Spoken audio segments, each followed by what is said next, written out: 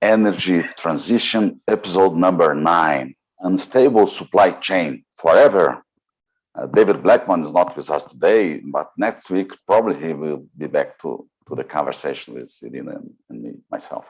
It's a pleasure having Irina Slav, energy writer, journalist. Good morning, Irina. How are you today? Good morning, Armando. I'm fine. How are you? Fine, thanks. Let's see if David become better very soon to let's be back hope to us. so. Yeah. In your recent article to oilprice.com, you mentioned that, quotation marks, there is a clear link between diesel and GDP because almost everything that goes into and out of a factory goes using diesel, quotation marks. Do you believe that the instability that we have nowadays is in the fuel supply could last for a long time, forever, for a short time? What's your vision about this? Well, from what I've been reading and from what I've been seeing in the news, I don't think it's going away anytime soon. It won't be forever, but I think what we saw, not just in energy, but in all industries, is that global supply chains have grown way, way, way too long. And now, during the pandemic, they started to snap. In Europe, the foods and goods and services, normally they use a railroad to move these heavy, let's say, parcels or diesel or trucks. What's the way they use in Europe? I really don't know, but I haven't researched it specifically for Europe, but I do know that rail transport is one way to move bulk goods. But freight transport is what brings the goods from the port or from the railway station to the shops. And I'm talking about food and clothes, if you will, because if you think about clothes, for example, a lot of them are made in Asia, in China, in Vietnam, Malaysia, Indonesia.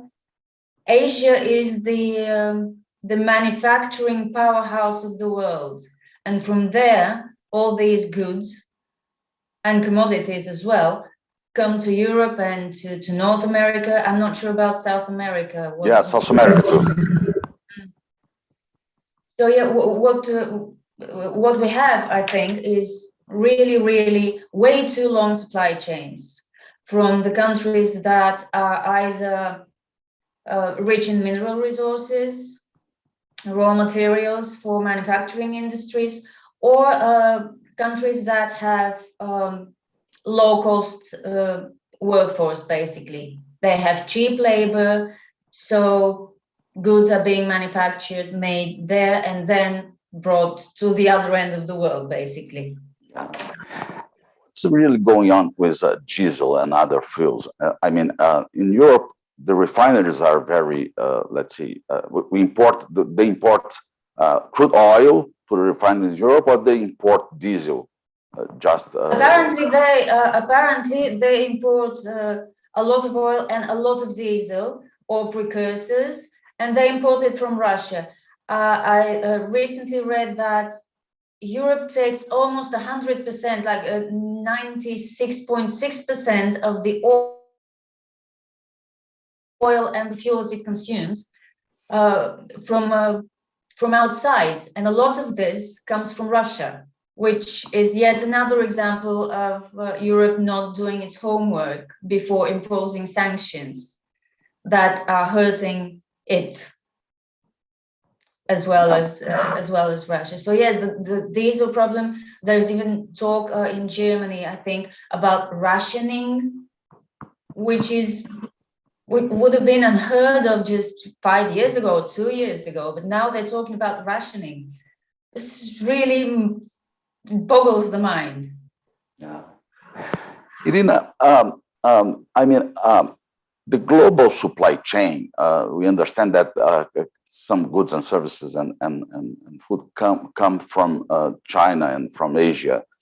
But United States are trying to start a process they call reshoring, nearshoring, regional shoring, being back with the factories and the manufacturing plants. Do you believe that's possible, or a part's possible, or is impossible because the wage, the salary, everything like this costs? Well, theoretically, it's possible, but we shouldn't forget that a lot of so-called offshoring or outsourcing was done because of cheap labor and lower costs in the target countries. So what American businesses and European businesses had was greater competitiveness because of lower cost production. If now they start bringing it back, which was, if you remember, it was one of the campaign pledges of former President Trump. He wanted to bring manufacturing back to the US. And now President Biden is pretty much doing the same thing, trying to restart some manufacturing activities at home. But it won't be so easy because labor costs are higher and other costs are higher because the US is a country with a higher living standard for the time being, as Europe is. But yes, with all these, with the energy crunch and the shortage of energy sources, this may be about to change. I'm not sure how this will reflect on labor costs, but even if it's theoretically possible to basically shorten the supply chain to such an extent that countries become a lot more self-sufficient than they used to, it will take a lot of time. It won't happen overnight. It won't happen within a year or two. It will take time. And not only the cheap labor, but to set up the manufacturing plants in the United States and Europe, it takes time, and Yes. means high costs for the setup. This is a big problem. Irina, the pandemic 2020, with shortage of critical equipment, we saw this situation. The nationalization of some companies, one example is Gazprom in UK. They are trying to nationalize the Gazprom for UK. It's crazy. And the complicated LNG coming from United States to Europe. So these three factors, do you understand that this is a part of the unstable supply chain that we have nowadays? Absolutely, especially in Europe. Europe is so dependent on imports of energy. It is now desperately scrambling for alternatives to Russian supplies, and it will have to pay a lot more for these alternatives precisely because the LNG has to come all the way from the United States. Qatar is relatively nearer, but that's not easy either because, again, Qatar is only now beginning to ramp up its production in liquefaction capacity. And this, too, will take a lot of years. I mean, I saw the other day a picture of a very happy Brussels official after the US and the EU inked that deal for US LNG. And this official looked so happy, as if the LNG will start flowing the next day in great quantities, but it can't. And now I'm reading that Europe is once again scrambling to find enough floating LNG facilities. They can't build LNG import terminals so fast. So now they're looking for floating facilities to take the LNG and regasify it. Yes.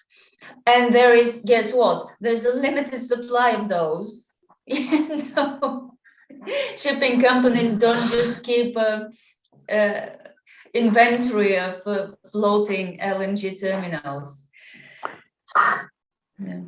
Today I saw some news from Google. I don't remember. that Europe is considering to close all gas from Russia. Is it possible to survive? No. No, no. The economies won't survive. A lot of people won't survive. They have been considering it for a very long time, and there are some, especially now, you know, they want to get rid of Russian gas, but to do that, they will need to become reliant on another supplier, probably someone a lot more friendly, such as the United States, but still they need to remember, those decision makers, that in geopolitics, there are no true friendships. Every country or every regional union, as the EU, has its own interests that sometimes may be at odds with the interests of a so-called friend. Which we're seeing with the EU, with the US and the UK in the Middle East. They really believe that Middle East and Gulf states will be there for them whenever they need more oil and gas, which is clearly not the case right now. Irina, in your perception, the trend is to keep unstable for a long time, to grow the instability, or to, let's see, calm everything and we become normal again? What's your perception, and which time you see in this movement? That's a very good question. I wish I could say it will be over soon and we'll be back to normal, but I don't think so. I tend to be a pessimist, you know. I like to be prepared for the worst rather than the best, and then be pleasantly surprised when the worst doesn't happen. But right now, seeing this this clear line of you know, relentless determination to keep punishing Russia for its actions in Ukraine, without much thought about the repercussions of these punitive actions on the European Union itself and on the US. I mean, the people, even President Biden has already talked about shortages of food supplies. Again, something that would have been unthinkable just a couple of years ago. And this again is because of these huge global supply chains, which you can just cut and shorten and adjust in months. But after BlackRock's chief executive said that basically the globalization is over and the world will be changing, the implication is that the world will be changing and countries will be trying to shorten their supply chains. This will take time, and yeah, I don't think it's a process that will be easily reversed either. So we're going on a deglobalization drive. Food shortage is unthinkable. Yeah, I know, especially for places like Europe and the United States. But really, you have to think about fertilizers, which come from Russia and Ukraine. You have to think about wheat imports, a lot of which come from Russia and Ukraine. And there you have it. Yeah, that's right. Yeah. That's right. You mentioned something very interesting. The pessimism is we can bring preparation with pessimism, because if you are too much optimism, you do not prepare for things that can come. So yeah, which is what we're seeing in Europe and the US. I mean, they were thinking that everything will go according to their plans. There will be no unforeseen events, and now it's hitting them on the head, I think. Yeah. That's good. Excellent. So let's be prepared for the next steps and wait for Dave next week to talk a little bit more about this issue, because it's fantastic. And your article is good, it's fantastic in oilforprice.com. It's a big topic that we need to follow and to comment on, you know, to make more people aware of the actual problems. Exactly. Thank you so much for this conversation today in this lab. It's a pleasure. Thanks, Armando. It was a pleasure, as always. Thank you. Bye-bye. Have a good